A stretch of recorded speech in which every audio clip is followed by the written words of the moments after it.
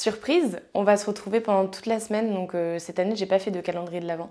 Du coup j'ai décidé de faire un calendrier post-Noël, donc du 26 au 31 inclus, vous me retrouverez tous les soirs à 19h comme d'habitude. Par contre le 31 je sortirai la vidéo un petit peu plus tôt, vers 18h je pense, entre 17h et 18h, j'ai pas encore déterminé l'heure mais je vous le redirai, ne vous inquiétez pas, pour justement que vous ayez le temps de la visionner avant d'aller faire la fête, et voilà. En tout cas, j'espère que vous avez passé un joyeux Noël et on se retrouve aujourd'hui et tous les jours de cette semaine pour des nouvelles vidéos chaque soir. Voilà, j'espère que vous êtes contents, moi je suis trop contente de faire ça. Donc on y va, c'est parti. Attendez, j'ai oublié quelque chose. Hello mes enfers! Ah bah oui, je pouvais pas ne pas la faire.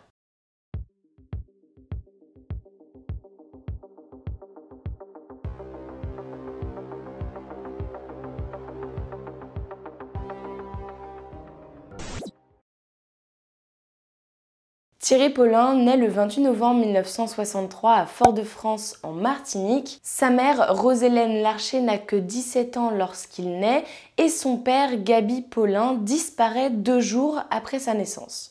Enfin, quand je dis il disparaît pas vraiment. Il décide tout simplement de quitter sa famille pour partir vivre en métropole. Sa mère, qui est surnommée Monette par ses amis, se retrouve donc seule pour subvenir aux besoins de son fils et c'est très compliqué. Donc lorsque son fils a 18 mois, elle décide de le confier à sa belle-mère. Sa grand-mère élève donc Paulin. Le problème, c'est qu'elle est gérante d'un restaurant, le Maman Jojo, donc elle n'a pas trop de temps à lui consacrer. Ce dernier grandit donc seul, en pensant que personne ne veut de lui, que personne ne s'occupe de lui. Il manque autant d'amour que d'autorité. De son côté, sa mère a refait sa vie, elle s'est remariée, elle a 5 enfants, et lorsque Paulin a 10 ans, donc en 1973, elle décide de le reprendre avec elle, et donc il repart vivre avec sa mère, son beau-père et ses frères et sœurs, enfin ses demi-frères, demi-sœurs. Cependant, ça ne se passe pas très bien. À l'école, c'est un élève difficile et violent envers ses camarades, mais pas seulement, puisqu'un jour il menace un de ses professeurs avec un couteau. La raison, selon Paulin, ce dernier le punissait trop souvent. Là où il est très intelligent, il va jusqu'à intercepter les lettres que l'école envoie à sa mère, puis il répond lui-même en tapant à la machine à écrire, il imite la signature de sa mère et sa mère n'en saura jamais rien. Les rapports entre Paulin et son beau-père se dégradent de plus en plus, donc sa mère prend une décision. Elle recontacte le père biologique de Paulin en lui demandant de prendre son fils en métropole au lieu de verser la pension alimentaire mensuelle. De son côté, son père vit à Toulouse au Mirail, il s'est remarié, a 2 enfants et Paulin débarque dans cette famille, dans cette ville. Il a beaucoup de mal à s'intégrer dans son lycée pour 2 raisons. Il est le seul camarade de couleur noire métisse parmi tous les autres blancs et il a de grandes difficultés scolaires. Il obtient tout de même son BEPC, cependant il échoue à son CAP coiffure et aussi à un autre CAP, un CAP de mécanique et d'électricité auto. On va pas se mentir, lui, ce qui l'intéresse, c'est pas vraiment les études. Il passe la plupart de son temps avec sa bande d'amis. Il s'est quand même fait une bande d'amis. Ils font des virées mobylettes, traînent dans les bars, les boîtes de nuit. Il a 17 ans, il n'a pas envie de penser aux études. Afin de gagner un petit peu d'argent, il fait du porte-à-porte pour vendre des tableaux et son père lui propose tout de même de venir travailler avec lui. Cependant, comme leurs relations sont très tendues, Paulin refuse. À 17 ans, il décide de devancer l'appel du service militaire et il rejoint le 4e régiment du RPCS, c'est un régiment de parachutistes où il est affecté au salon de coiffure. Cependant, les autres militaires le rejettent car Paulin est métis et homosexuel. Le 14 novembre 1982, alors que Paulin est en permission, il se rend dans une épicerie rue Ledru-Rollin.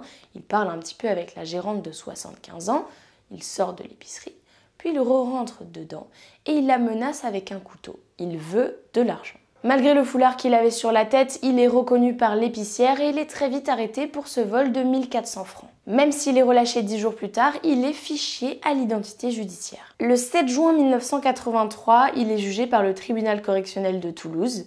Il est condamné à 2 années de prison avec sursis pour vol avec violence, mais sa peine ne figurera pas dans son casier judiciaire. À sa sortie, Paulin est exclu de son régiment. Il est affecté à l'école des fusiliers marins à Lorient, d'où il est par la suite renvoyé. Puis il est affecté à la base aéronavale de Tossu-le-Noble dans les Yvelines et dans cette base, il est chargé de tondre la pelouse. Début 1984, Paulin apprend que sa mère et sa famille viennent d'emménager à Nanterre dans les Hauts-de-Seine et donc il décide de partir vivre chez eux. Cependant, les relations ne sont toujours pas apaisées. Paulin devient serveur au Paradis Latin, c'est un cabaret qui est connu entre autres pour ses spectacles de travestis. Il s'y sent à sa place et là-bas il rencontre un autre serveur de 18 ans, Jean-Thierry Mathurin. Mathurin, il est né en Guyane, il est toxicomane et il se prostitue. Paulin est également toxicomane, beaucoup moins que Mathurin.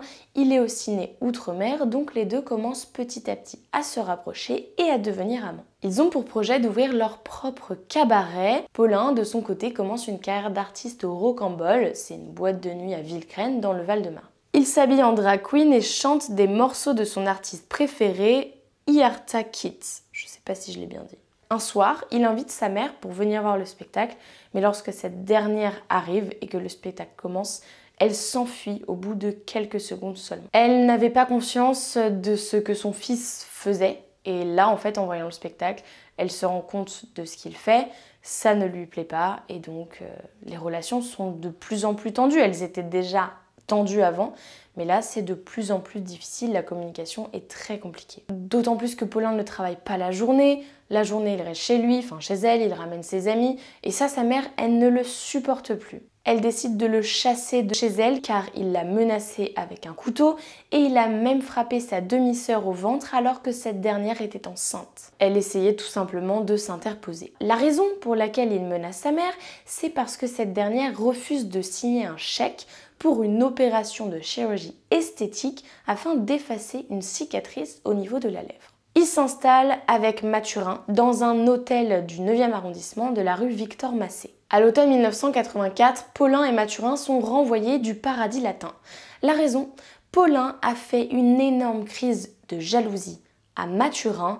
Il l'a menacé de mort, il l'a même cassé de la vaisselle et du mobilier.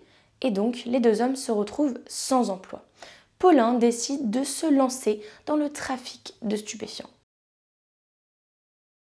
Le 5 octobre 1984 commence la première vague de meurtres commises par Paulin. Ce même jour, 2 femmes sont agressées à Paris. Elles habitent toutes les deux dans le 18e. Germaine Petitot, âgée de 91 ans, est ligotée, bâillonnée et battue pour être délestée de ses économies. Avec le traumatisme qu'elle a subi, cette dernière est incapable de se souvenir des détails, ni même de la description de ses agresseurs.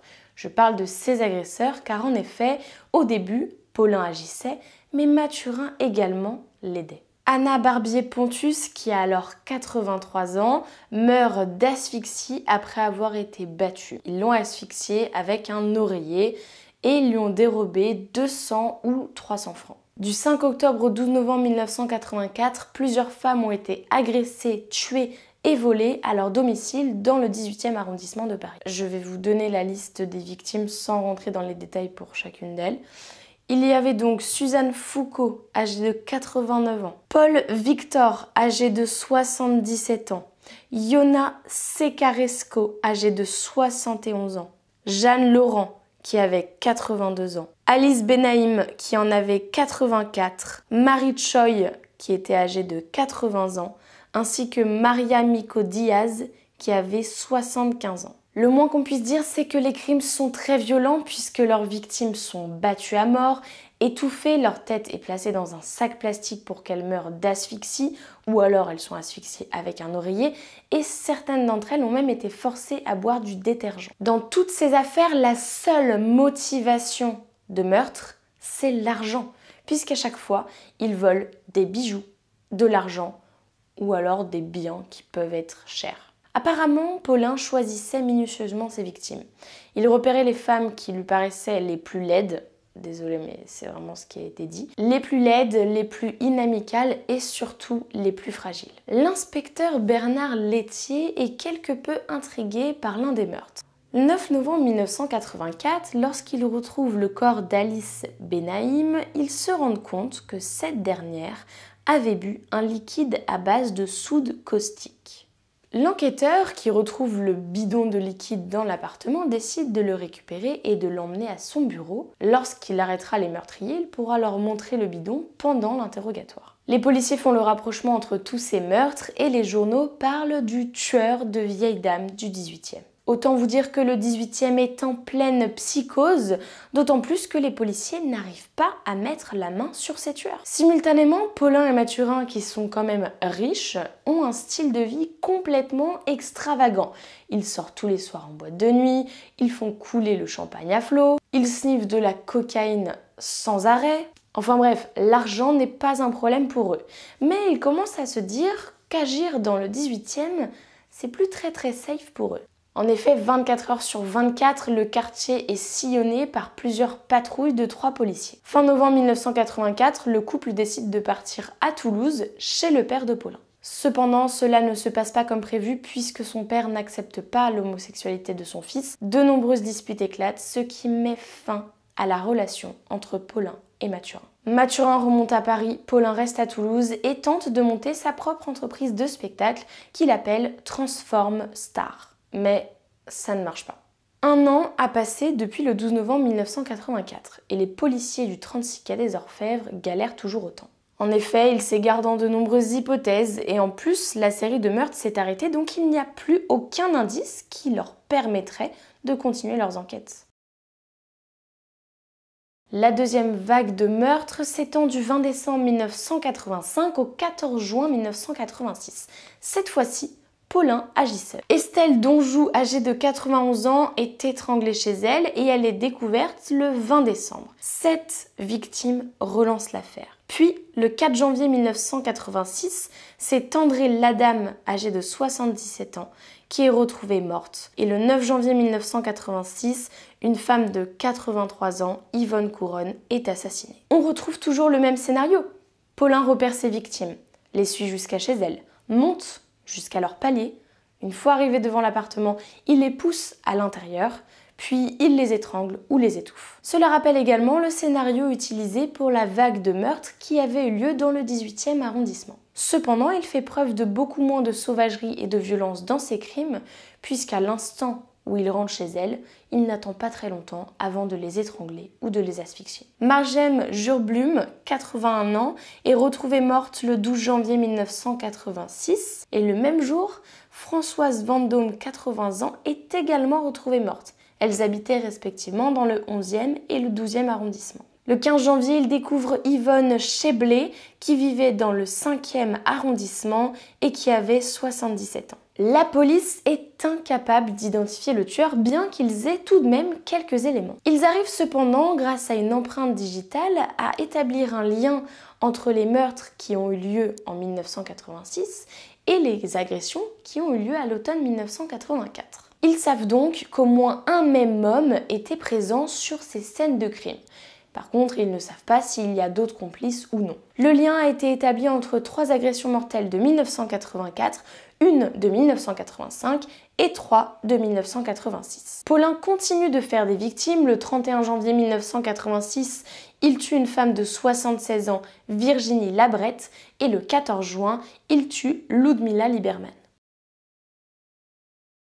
Pendant l'été 1986, Paulin, qui est très mécontent, agresse un de ses trafiquants de cocaïne. Il le menace avec un pistolet d'alarme, puis le frappe à coups de batte de baseball. Le dealer porte plainte à la police et Paulin est arrêté le 5 août 1986. En janvier 1987, il est condamné à 16 mois de prison et il purge sa peine à la prison de Fresnes. Après sa sortie le 1er septembre 1987, il apprend qu'il a contracté le virus du sida.